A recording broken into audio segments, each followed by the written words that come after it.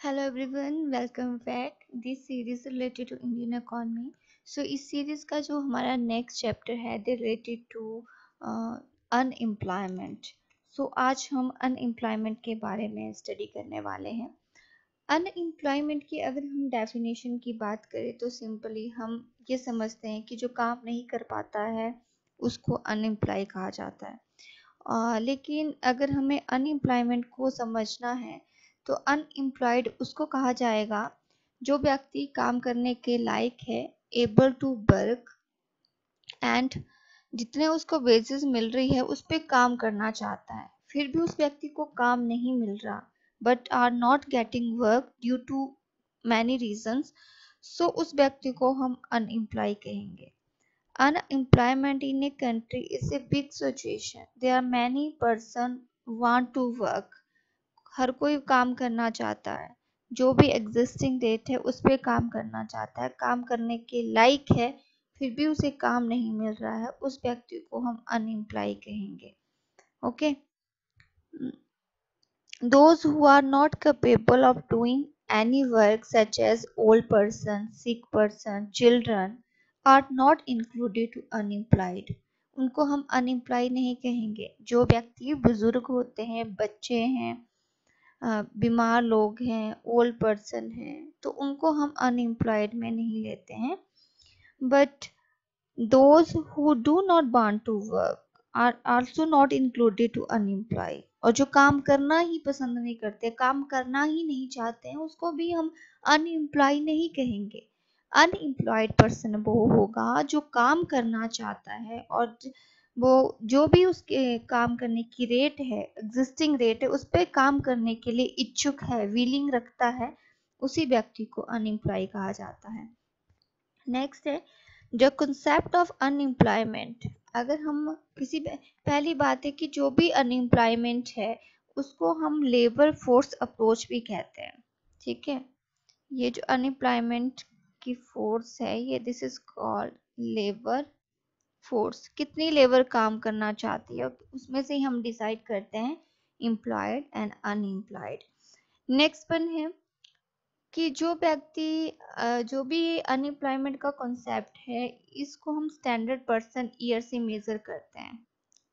Unemployed की जो definition है वो किससे निकल के आती है? Standard person year. अगर कोई व्यक्ति एक साल में यानी कि एक दिन में 8 घंटे काम करता है, 365 दिन में 273 दिन उसको काम मिल रहा है, 273 डेज में जो व्यक्ति 8 घंटे काम करता है वो व्यक्ति एम्प्लॉयड कहलाया जाएगा। उस व्यक्ति को अनएम्प्लॉय हम नहीं कहेंगे।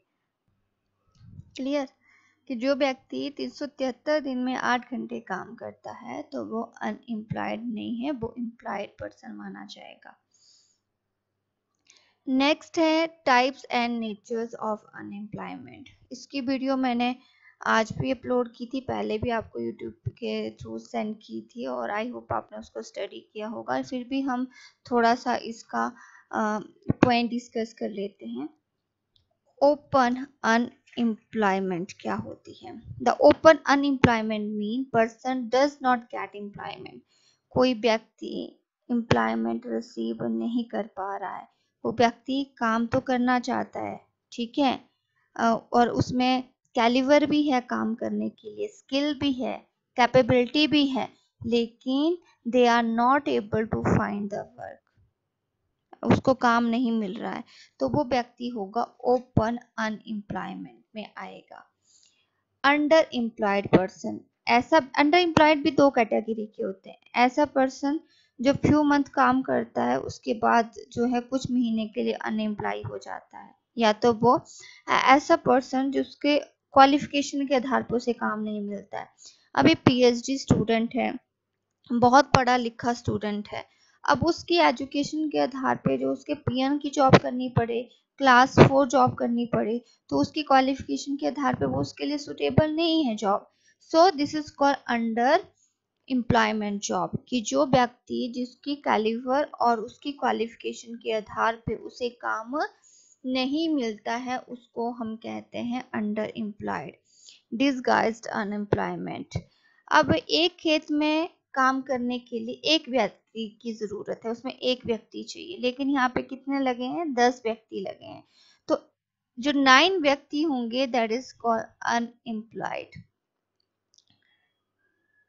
एंड इनकी जो मार्जिनल यूटिलिटी होती है बाकियों की, वो 0 होती है। So it refer to that in which more people are engage in a given job, but वहां पे नीड किसकी होती है, कम लोगों की होती है, लेकिन काम करने वाले क्या होते हैं, बहुत ज्यादा लोग होते हैं। और यहाँ पे जो मार्जिनल प्रोडक्टिविटी होती है, वो किसके बराबर होती है, 0 के बराबर होती है। तो उसको हम कहते हैं डिस्गाइज्ड अनएम्प्लॉयमेंट। नेक्स्ट वन है सीजनल अनएम्प्लॉयमेंट। सो सीजनल क्या है, ज्यादातर जो सीजनल अनएम्प्लॉयमेंट है कॉमनली एग्रीकल्चर में देखा जाता है। जैसे क्रॉपिंग का काम होता है, हार्वेस्टिंग का सीजन का काम होता है, तो कुछ महीने ही काम होता है। फसल लगाने का भी कुछ महीने में काम होगा, फिर फसल का वेट किया जाता है पकने के लिए। तो ये जो एम्प्लॉयमेंट है वो सीजनल होती है, जो सीजन चलता है उसमें तो लोगों को अच्छा दाम मिल जाता है, अच्छा काम मिल जाता है। जैसे ही सीजन ऑफ होता है तो काम भी उनका बंद हो जाता है। नेक्स्ट वन है फ्रिक्शनल अनएम्प्लॉयमेंट। फ्रिक्शनल को हम कहते हैं टेम्परेरी नेचर की एम्प्लॉयमेंट है।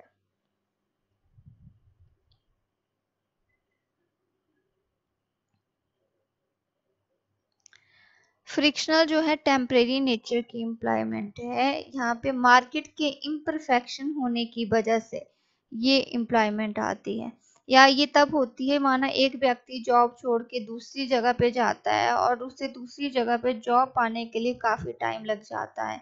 तो जो टाइम पीरियड बीच का होता है this is called frictional unemployment. So when people shift one place to another they seek job. जब कोई व्यक्ति एक जगह से दूसरी जगह शिफ्ट होता है तो एक जगह से छोड़ के जाता है जॉब, और दूसरी जगह पाने के लिए उसे टाइम देना पड़ता है। वो जो टाइम उसको अनएम्प्लॉय उस टाइम पे, वो उसकी फ्रिक्शनल कहलाती है। नेक्स्ट वन है स्ट्रक्चरल अनएम्प्लॉयमेंट। तो यूजीसी नेट एग्जाम में काफी ये क्वेश्चन पूछा जाता है। ज्यादातर ये जो अनएम्प्लॉयमेंट है वे टेक्नोलॉजी चेंज होने के कारण होती है। ओके अब किसी भी सेक्टर में, जैसे कंप्यूटर किसी लोगों को चलाने नहीं आता है, पर्सन को चलाने नहीं आता है, और वहां पे कंप्यूटर की जरूरत है, तो वो व्यक्ति जो है वो कौन सी अनएम्प्लॉयमेंट में आएगा, स्ट्रक्चरल अनएम्प्लॉयमेंट के कारण जो है वो ऐसा होता है। It is possible that demand of new type of course arised. जब मार्केट में नई टेक्नोलॉजी जो है उजागर होती है, सेटअप होती है, नई स्किल सेटअप होती है, तो वहां पे पुराने लोग उसको काम को नहीं कर पाते हैं। नेक्स्ट वन है educated unemployment. So when educated people do not get job according to education standard. जो उसका एजुकेशन स्टैंडर्ड होता है उसके अकॉर्डिंग उनको जॉब नहीं मिलती है, उसी को ही हम एजुकेटेड अनएम्प्लॉयड कहते हैं। जब हमने पहले अंडर एम्प्लॉयमेंट में भी ये बात की थी कि लोगों की जो एजुकेशन होती है उसके हिसाब से उनको जॉब नहीं मिल पाती है, जितने वो कैलिबर होते हैं, जितना वो उनमें स्किल होती है, उसके हिसाब से उनको जॉब नहीं मिलती है। Cyclical unemployment. So cyclical unemployment arise the period of boom and depression. अब बूम पीरियड होगा तो इसमें एम्प्लॉयमेंट बहुत ज्यादा होती है, लेकिन जब आपका डिप्रेशन पीरियड होता है, जैसे कोविड-19 में डिप्रेशन पीरियड था, तो काफी लोगों की जॉब छूट गई, तो उस कारण जो है वो व्यक्ति अनएम्प्लॉयड हो जाते हैं। कोविड-19 पेंडेमिक के थ्रू भी बहुत से व्यक्ति अनएम्प्लॉय हुए हैं, तो इसको हम कहेंगे साइक्लिकल अनएम्प्लॉयमेंट। नेक्स्ट वन है industrial unemployment. So it refer to less employment avenue of industry sector. जैसे जैसे इंडस्ट्री बढ़ रही है, पॉपुलेशन भी बढ़ रही है, अर्बन एरिया में लोग भी बढ़ रहे हैं, सो जहाँ पे इंडस्ट्री सेक्टर में बहुत सी लोगों की ज़रूरत पड़ती है, लेकिन लोग इंडस्ट्री सेक्टर में नहीं जाते हैं। किस सेक्टर में जाएंगे, या तो एग्रीकल्चर के सेक्टर में जाएंगे, या तो गाँव में रहते हैं। तो so it refer to less employment avenue to industry sector की इंडस्ट्री सेक्टर से बहुत कम लोग एम्प्लॉयड हो पा रहे हैं, जिसके कारण जो है इसकी अनएम्प्लॉयमेंट अराइज होती है। हाँ नेक्स्ट वन है इंडस्ट्रियल अनएम्प्लॉयमेंट भी मेन कारण है कैपिटल इंटेंसिव टेक्निक का ज्यादा यूज होना, क्योंकि वहां पे क्या होता है, कैपिटल नेचर जो मैकेनिज्म होता है कैपिटल का, मशीन का यूज ज्यादा किया जाता है, लेबर का कम किया जाता है। फिर भी जिस बच्चे ने डीपली इसको अंडरस्टैंड करना है वो प्रीवियस वीडियो देख लें। नेक्स्ट वन है, ये बहुत इंपॉर्टेंट है, इसमें हम चार्ट को स्टडी करने वाले हैं, द साइज ऑफ अनएम्प्लॉयमेंट। हम पॉपुलेशन के आधार पे देखें कि एम्प्लॉयमेंट कितनी है। सो कितने लोग एम्प्लॉयड थे, कितने लोग जो है अनएम्प्लॉयड है। अब 2001 और 2 की बात करते हैं। टोटल पॉपुलेशन थी 102.90 करोड़, ठीक है। उसमें से लेबर फोर्स में कितने रजिस्टर्ड थे, कितना काम करना चाहते थे, विलिंग कितने थी, 37.82 की विलिंग थी काम करने के लिए। और इसमें से इन 34.34 को काम मिला, 3.48 को काम नहीं मिला। एंड टोटल परसेंटेज जो अनएम्प्लॉयमेंट की थी ऑन दैट ईयर 9.2%, 9.2% जो है वो टोटल अनएम्प्लॉयड पर्सन थे। सॉरी 21% है ये। नेक्स्ट वन है 2004 एंड 5 की हम बात करते हैं।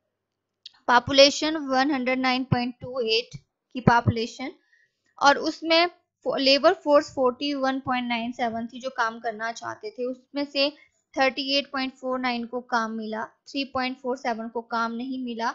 एंड टोटल अनएम्प्लॉयमेंट का जो रेट था वो 8.28% था। 2011-12 की बात करते हैं तो 122 करोड़ की यहाँ पे पॉपुलेशन थी, 0.74। इसमें से जो लेबर फोर्स रजिस्टर थी वो 44.06 थी, 41.61 को काम मिला, जबकि 2.45 को काम नहीं मिला। एंड टोटल परसेंटेज थी 5.60। तो 2011-12 में जो है वो काफी ग्रोथ हुई थी एम्प्लॉयमेंट में। 2018-19 की बात करते हैं, जिसमें 134 करोड़ की पॉपुलेशन थी, लेबर फोर्स 43.41, जिसमें से 40% लोगों को एम्प्लॉयड थे, जॉब लगी। एंड 2.98% अनएम्प्लॉयड थे। एंड टोटल परसेंटेज थी 6.86। 19-20 में कोविड का दौर था, तो 135 लाख की करोड़ की पॉपुलेशन थी, जिसमें से 42.51 काम करना चाहते थे, 38.09 को जॉब लगी, 4.42 अनएम्प्लॉयड थे, और 10.4% जो थी टोटल परसेंटेज थी अनएम्प्लॉयड की। क्लियर है? तो ये ग्राफ है, आप इसका स्क्रीनशॉट ले लें और इसको याद कर लें।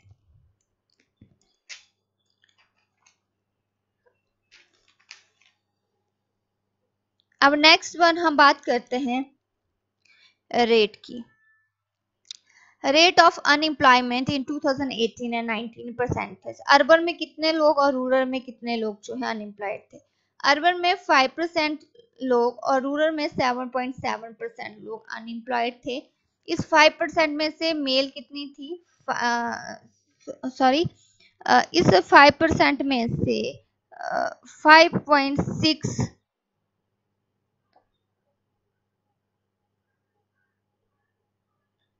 मेल थी, फीमेल 3.5। एंड अर्बन एरिया में जो एम्प्लॉयमेंट थी 7.1% एंड फीमेल कितनी थी 9.9%। तो ये इसका ग्राफ बहुत है, इसका ग्राफ अलग अलग है। ये जो सर्वे रिपोर्ट है ये ली गई थी आपकी लेबर फोर्स सर्वे रिपोर्ट में से। आई थिंक इसमें चेंज हुआ है, प्रॉपर वे में इसमें चेंज नहीं दिखाया गया है। तो मेल का परसेंटेज थी 5.6%, फीमेल की 3.5%। एंड उसी तरह अर्बन एरिया में जो सॉरी रूरल एरिया में मेल की परसेंटेज थी 7.1% एंड फीमेल की थी 9.9%। अब हम स्टेट की बात करते हैं कि पर स्टेट कितनी अनएम्प्लॉयमेंट थी। टॉप की याद रखनी है, नागालैंड में जो सबसे ज्यादा अनएम्प्लॉयड पर्सन थे 7.5%, और मेघालय में 2.7%। सबसे कम परसेंटेज की जो अनएम्प्लॉयड थे वो मेघालय में थे। और हिमाचल, यहाँ से याद रखने की बात है कि हिमाचल की जो अनएम्प्लॉयड लोग हैं वो कितने हैं, 5.2%। बिहार की बात करते हैं, बिहार में है 10.2%, त्रिपुरा में 10.1%, हरियाणा में 9.2%, केरला में 9%, उत्तराखंड में 8.9%, पंजाब में 7.4%, उड़ीसा में 7%, सॉरी उत्तर प्रदेश में दैट इज 5.7%। ओके, तो ये थोड़ा सा याद रखना है अपने मीन कि टॉप में कौन है, नागालैंड, एंड जिसमें कम अनएम्प्लॉयमेंट है मेघालय, और हिमाचल प्रदेश के जो परसेंटेज है टोटल परसेंटेज तो वो है 5.2%। अब डिफरेंट सेक्टर की बात करते हैं, ऑर्गेनाइज सेक्टर, पब्लिक सेक्टर या प्राइवेट सेक्टर। अब यहाँ पे हम एम्प्लॉयड पर्सन की बात करेंगे जिनको हमने एम्प्लॉयमेंट, जिनको सरकार ने एम्प्लॉयमेंट दी है।